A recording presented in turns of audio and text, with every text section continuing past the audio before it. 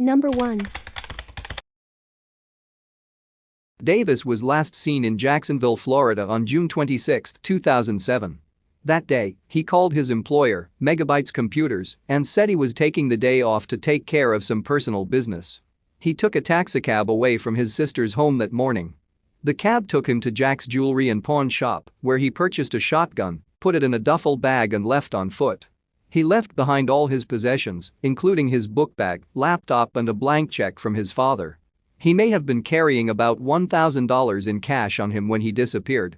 2 weeks before he disappeared, Davis had been arrested and charged with misdemeanor marijuana possession and driving on a suspended license. His car was impounded and he was booked into jail for the night, then was bailed out by a relative. His license had been suspended for failure to pay traffic tickets. He attempted to pay the tickets after he was released from jail, but had difficulty doing so because they had been issued in Tallahassee, Florida, and he was without transportation. His loved ones believe he may have gotten a ride to Tallahassee with an unknown friend on the day of his disappearance. Davis was upset and ashamed about being arrested. He spoke with some friends about getting medical attention for his depression. On July 5, a witness reported seeing a man matching Davis's description at a car lot on US 27. He asked for water and said he had not eaten in 2 days. The witness gave him some food and water. The man may have been hitchhiking and said he was trying to find a hospital or other facility to treat his depression. It has not been confirmed that this individual was Davis, however. Davis is described as a kind, loving, well-mannered man who was close to his family in 2007.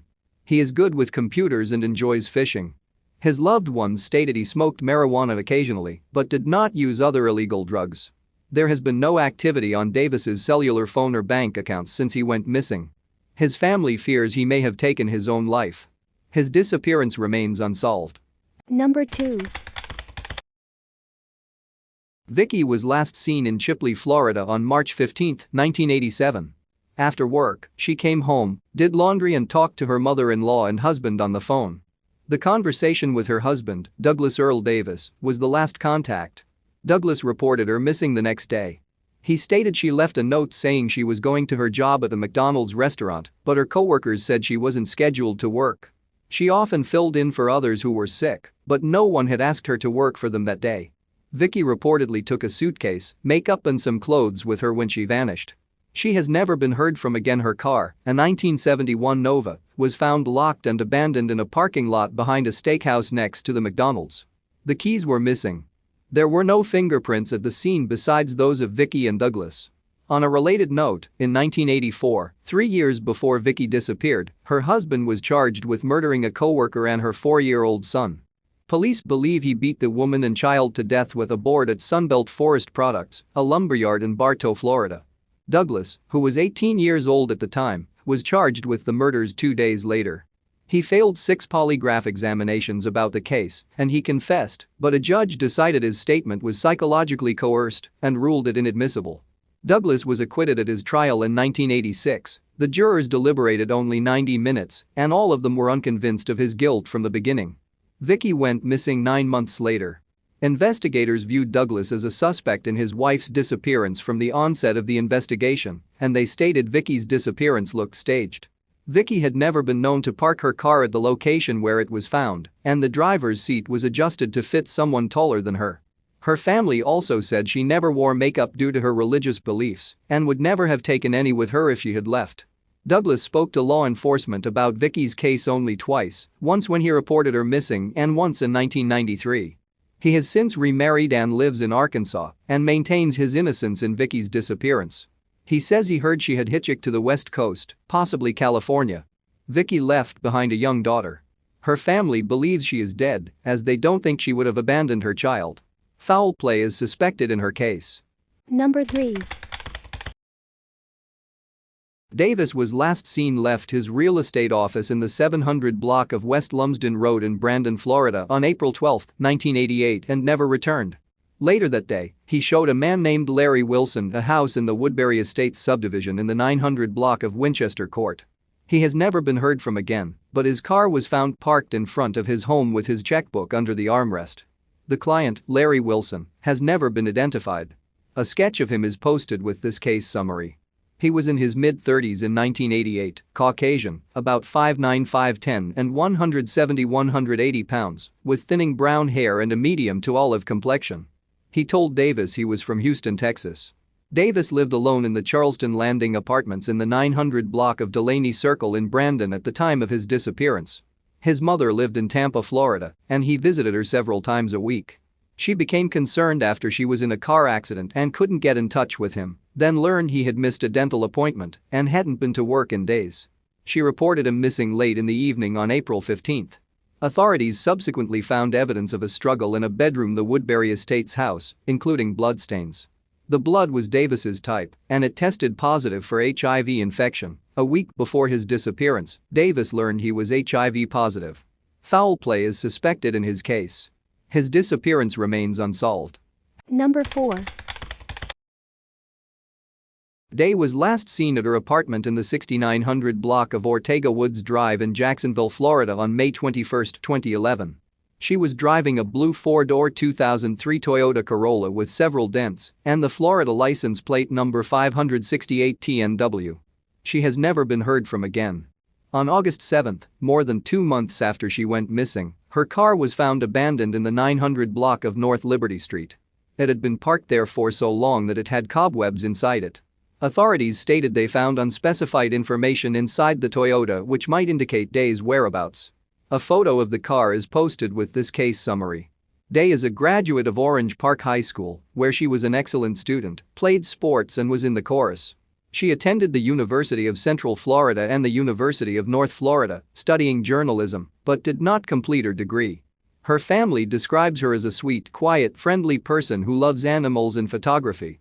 Day was in an abusive relationship at the time of her disappearance, and her father stated she was afraid, but it's unclear whether this has any bearing on her disappearance. Her case remains unsolved. Number 5. DeFazio was last seen on May 27, 1989. He went to the Fairbanks Inn near Winter Park with friends, then was dropped off at his mother's house. He worked for the Burdeen's department store of Orlando Fashion Square at the time of his disappearance. DeFazio has never been heard from again. Sometime after his disappearance, DeFazio's mother visited his mobile home and discovered bloodstains on the floor and the bed. DeFazio's yellow Chevette was in the driveway, with its tires slashed and its windshield shattered. Authorities suspect foul play was involved in DeFazio's disappearance. They believe a local resident, Kenny Arnold, was involved in his case. A photograph of him is posted with this case summary. Before DeFazio's disappearance, Arnold had threatened to kill him, dismember his body and feed it to alligators. Arnold's fiancée claimed he was with her on the day DeFazio disappeared, but she later admitted she made up the story. She stated that she had witnessed Arnold stab and shoot DeFazio. She did not make these statements until 16 years after the alleged murder. Authorities were planning to charge Arnold with murdering DeFazio, but he committed suicide by drug overdose in 2005. Investigators said they plan to continue to search for DeFazio's remains. Number 6. There is a law in thermodynamics that states that energy cannot be destroyed, it simply does not just disappear. So how could two boys seemingly vanish into thin air? There has to be more to their story.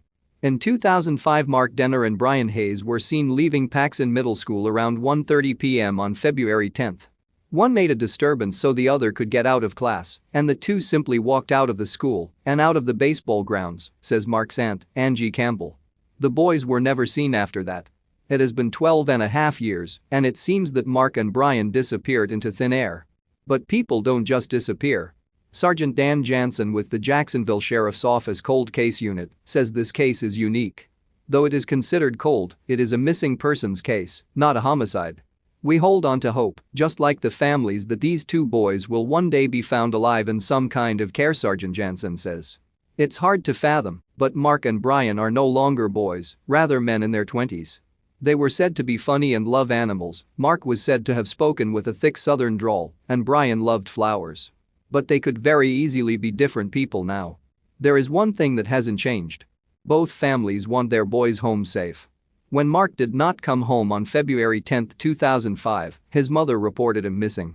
Brian lived in the Daniel House, a group home. He is bipolar, and his mother described him as a few years younger than his age in his mental capacity.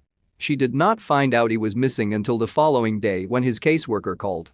"We really miss him at Christmas time because he was the one that always wanted to decorate the Christmas tree, and he did a beautiful job of it," says Brian's mother, Aline Hayes. She added that Brian's brothers have also missed him deeply, and the family still thinks about Brian often. For 12 years, the Cold Case Unit has followed tip after tip in an attempt to locate Mark and Brian and reunite them with their families. "We are going to treat this like a missing persons case until we can't treat this like a missing persons case," Sergeant Jansen says. They even traced a reported sighting of one of the boys to South Florida. Detectives drove down but didn't pan out. With the recent arrest of Ron Hyde, who is charged with the 1994 murder of Fred Laster, came a tip. Hyde had worked at the Jack's Beach Sanctuary, and there was a connection there with the boys, but like the other tips, this one did not pan out either.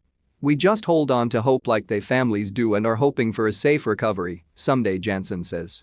Angie has hope, but fears the boys are in a bad situation.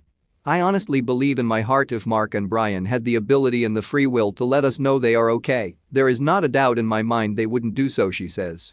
So unfortunately the reality sets in that they are very likely being held against their will.